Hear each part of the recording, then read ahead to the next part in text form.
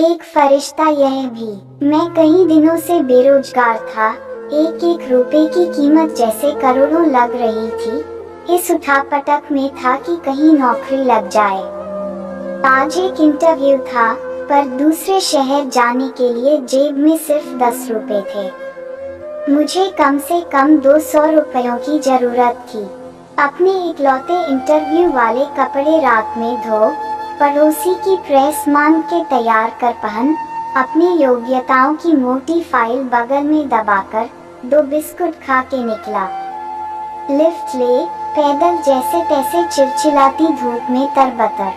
बस इस उम्मीद में स्टैंड पर पहुंचा कि शायद कोई पहचान वाला मिल जाए, जिससे सहायता लेकर इंटरव्यू के स्थान तक पहुंच सकूं। काफी देर खड़े रहने के बाद भी कोई नहीं दिखा। मन में घबराहट और मायूसी थी। क्या करूंगा अब, कैसे पहुंचूंगा? पास के मंदिर पर जा पहुंचा। दर्शन कर सीढ़ियों पर बैठा था। मेरे पास में ही एक फकीर बैठा था। उसके कटोरे में मेरी जेब और बैंक अकाउंट से भी ज्यादा पैसे पड़े थे। मेरी नजरें और हालात समझ के बोला, कुछ मदद चाहिए क्या? मैं बनावटी मुस्कुराहट के साथ बोला, आप क्या मदद करोगे? चाहो तो मेरे पूरे पैसे रख लो। वो मुस्कुराता बोला। मैं चौंक गया। उसे कैसे पता मेरी जरूरत? मैंने कहा, क्यों, शायद आपको जरूरत है। वो गंभीरता से बोला, हाँ है तो, पर तुम्हारा क्या, तुम तो दिन भर मांग के कमाते हो। मैंने उसका पक्ष रखते हुए कहा। वो हंसता हुआ बोला, मैं नहीं मांगता साहब, लोग डाल जाते हैं मेरे कटोरे में पुण्य कमाने के लिए।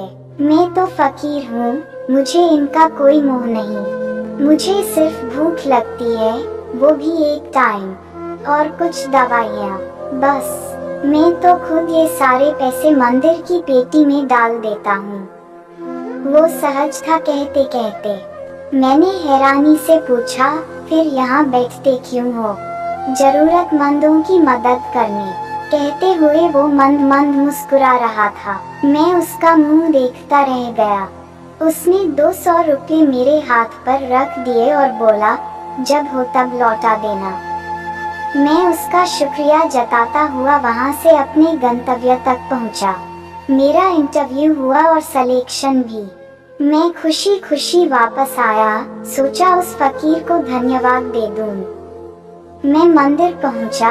बाहर सीढ़ियों पर भीड़ लगी थी। मैं घुस के अंदर पहुंचा। देखा वही फकीर मरा पड़ा था। मैं भौंचक्का रह गया। मैंने दूसरों से पूछा, यह कैसे हुआ?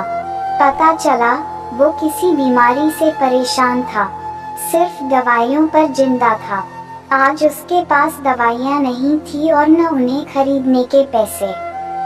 मैं अवाक सा उस फकीर को देख रहा था। अपनी दवाइयों के पैसे वो मुझे दे गया था।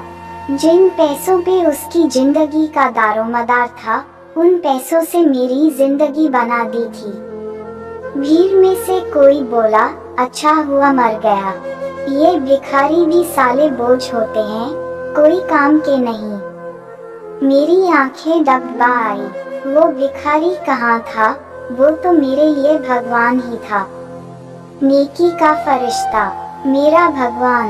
मित्रों, हम में से कोई नहीं जानता कि भगवान कौन है और कहाँ है।